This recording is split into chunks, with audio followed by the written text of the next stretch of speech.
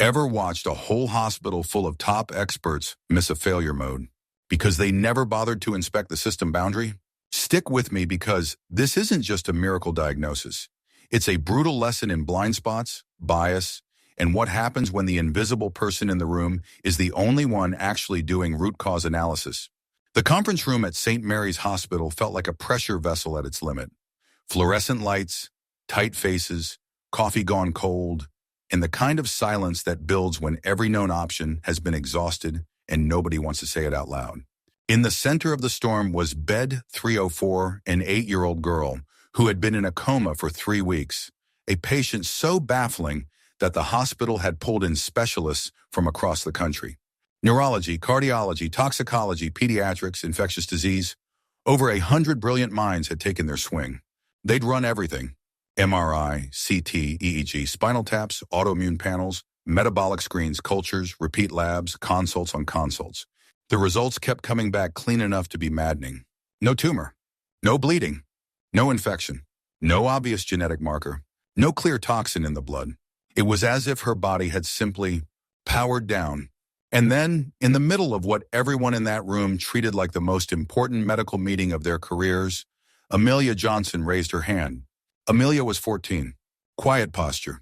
Clear eyes. School backpack strap looped around her wrist like she'd walked in after class. She didn't look like she belonged in that room. And that was the first mistake everyone made, confusing appearance and credentials with capability. "With all due respect, doctors," she said, and her voice cut through the despair with clean edges, like a signal that finally breaks through noise. "You're looking in the wrong place."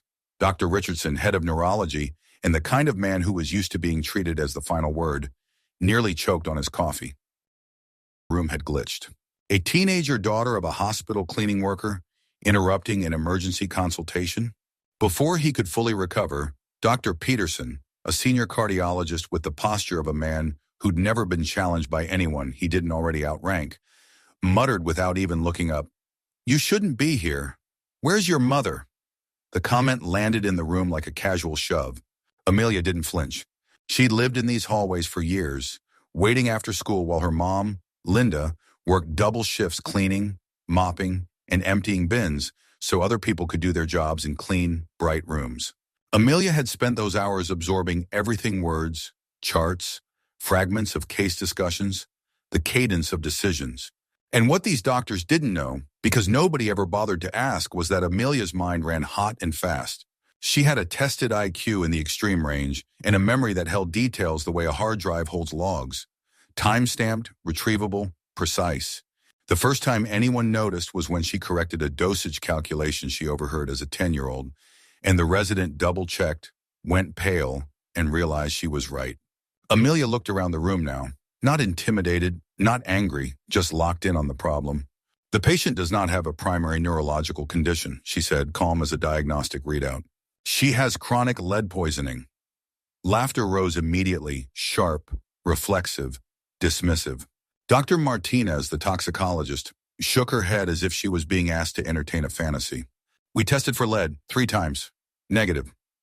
Amelia nodded once, as if she'd expected that response. "You tested blood," she replied evenly. "You didn't test bone or evaluate long-term deposition.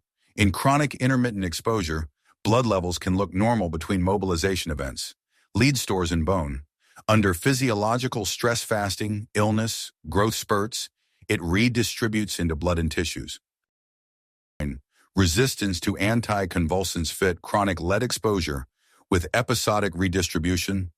The laughter died, not because they suddenly respected her, but because the specificity of what she said didn't sound like a guess. It sounded like someone who had actually read the failure modes and mapped them to the observed outputs. Dr. Richardson adjusted his glasses, an annoyed habit he did when he felt his authority threatened. "And where did you get this theory?" Amelia didn't hesitate. "From standard references," she said. "Harrison's Pediatric Environmental Toxicology Specific section on chronic exposure patterns and peer-reviewed papers on heavy metal redistribution during physiological stress. If you want citations, I can give them." Dr. Richardson's face tightened. Those weren't casual Google snippets. Those were sources that many physicians only skimmed when they had to. Dr. Martinez scoffed, trying to regain control. A 14-year-old doesn't have access to that. Amelia reached into her pocket and calmly pulled out a visitor badge from the University Medical Library. I do, she said. I've been studying there for 4 years while my mom works. Nobody questioned me because nobody noticed me. The room went quiet again, but now it had a different weight. The kind of quiet you get when a system error isn't just technical, it's cultural. Amelia held the silence and kept going. You're stuck in protocols you've memorized, she said, still not raising her voice. But protocols are only useful if they don't replace observation. You all treated this like an academic puzzle. You never pulled the environmental history deep enough. Dr. Peterson gave a short, ugly laugh. You observed? You're not licensed. You don't have supervision.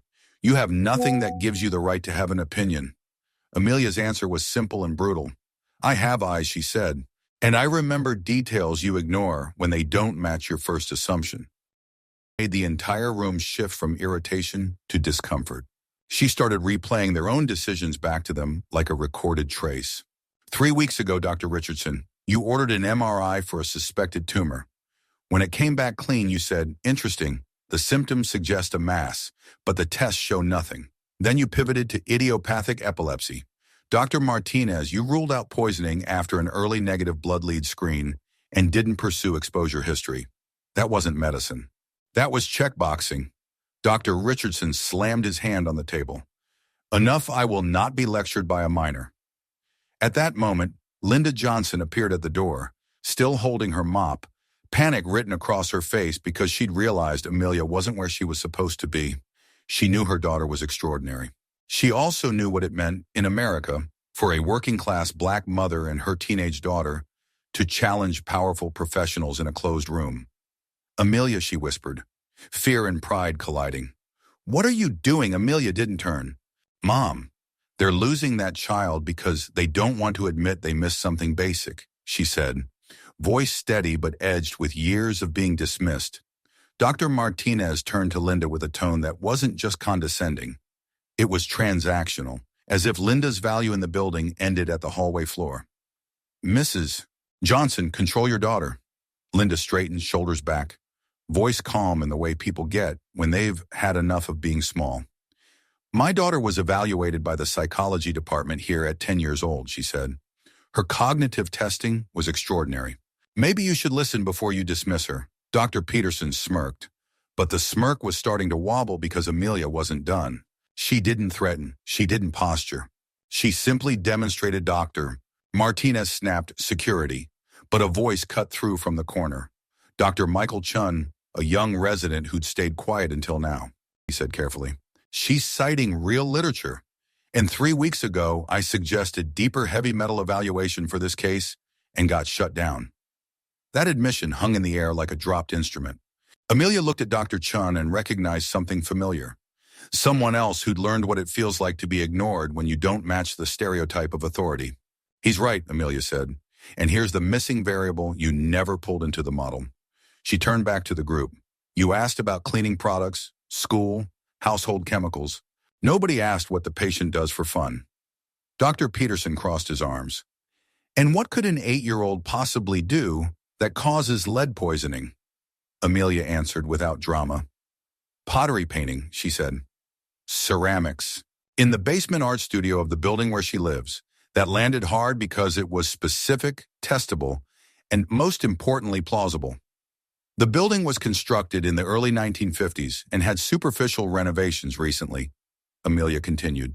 If lead-based paint or contaminated glazed materials are present, a poorly ventilated basement studio turns into an exposure chamber.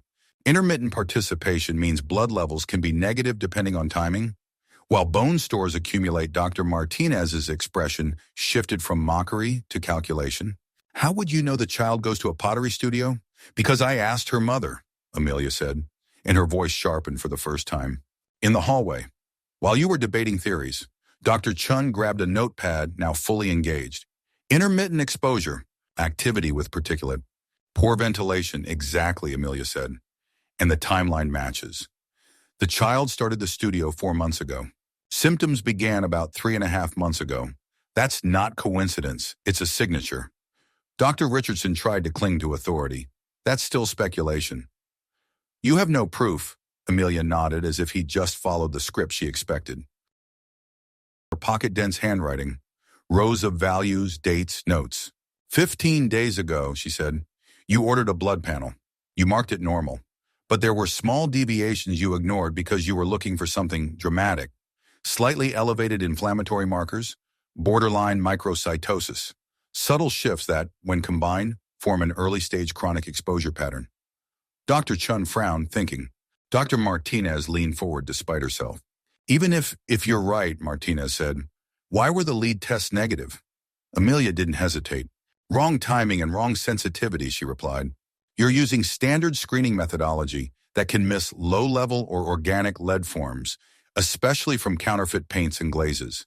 And you're testing outside mobilization windows. The child's episodes cluster after fasting or exertion times, when lead can redistribute from bone into blood. If you only sample in a quiet period, you get a false reassurance. Then Amelia said the line that turned the whole room from one patient to system-level incident. And if I'm right, she added, she isn't the only one. The room tightened. There are other children in that same building, Amelia continued. Other kids in that same art program. If this is the source, you're looking at a cluster, not a mystery coma. Dr. Chun stepped to a computer. Amelia guided him like she'd rehearsed it. Search pediatric admissions in the last 6 months with unexplained neurological symptoms, she said. Filter by addresses near Riverside Towers. Dr. Martinez waved impatiently, still trying to pretend this was a distraction. Go ahead. When it shows nothing, we end this. Keys clicked in the silence. The sound felt loud because everyone sensed the outcome could rewrite the room. Dr. Chun's face changed mid-scroll. Oh my God, he whispered. There are 7 cases, 7 children. Dr. Martinez's complexion drained. Amelia stayed steady. Now check if they're in community art activities, especially pottery, she said. Dr. Chun typed again, slower now, like he was afraid of what he'd find. Then he looked up, voice trembling. All 7. They're enrolled in the Riverside Community Center Art for All program, the same one our patient attends. That's when the hierarchy in that room cracked, not with shouting, but with reality. This wasn't a lucky guess. This was pattern recognition, systems thinking. A teenager had done what a room full of experts failed to do: connect environment, timeline, data drift, and exposure pathways into a coherent model, then validate it with a database query. Dr. Martinez tried to regain footing. You can't start a public health panic because, Amelia cut in, controlled. Is it panic, she asked, or accountability? And then with a calm that made it worse, she revealed she'd already escalated. I contacted public health 3 days ago, Amelia said, and pulled a small recorder from her pocket. With permission, I recorded the call. She pressed play. An official voice filled the room, an inspector acknowledging the report and confirming an investigation team was being assembled. Amelia clicked it off. They'll be here in 2 hours, she said, with equipment. Dr. Peterson sank into his chair. Dr. Richardson gripped the table as if trying to stabilize himself. Dr. Martinez looked like she might faint not from fear of being wrong, but from realizing she might be right and the implications were massive. Amelia didn't celebrate. She didn't gloat. She looked at them the way you look at a failed design that could have been prevented if someone had simply listened earlier. 7 kids, she said quietly. 7 families you told we don't know. 7 children who could suffer permanent damage because you treated curiosity like insubordination. The door opened and Inspector Sarah Chun from the Department of Public Health walked in with 2 assistants carrying testing kits. That's my son, C. Johnson, professionally, eyes moving briefly over the stunned physicians. We're ready to begin. Can you show us the index patient and the exposure site information? Amelia turned toward the door, then paused just long enough to deliver the final truth that hung behind everything else. For 4 years, she said, voice steady, but carrying the weight of it. You spoke in hallways and elevators as if my mother and I weren't there. You acted like intelligence only counts when it comes with the packaging you expect. That arrogance disguised as professionalism almost cost children their futures. No one argued. They couldn't. Because the evidence had moved from theory to pattern to database to public health action. 2 years later, the story would be told differently in medical journals and hospital trainings. St. Mary's implemented new integrated diagnostic protocols for unexplained pediatric neurological cases. Lead detection methods were upgraded. Environmental history collection became mandatory and structured. A cluster was identified, the exposure source was addressed, and more children were treated before slipping into permanent injury. Amelia, still too young to have credentials when she spoke up, became one of the youngest researchers ever invited into a pediatric toxicology program. Her work focused on differential diagnosis in underserved populations, where normal tests often hide abnormal realities. Linda transitioned into leading community education initiatives, so families knew what questions to ask before a crisis became irreversible. And some of the doctors who laughed that day learned the hardest lesson of their careers. Expertise that refuses to listen is not expertise. It's ego. If this story hit you, drop your thoughts in the comments, especially if you've ever seen a team miss the real failure mode because they ignored the person closest to the ground truth. And subscribe for more stories where the underestimated don't just prove a point, they change the system.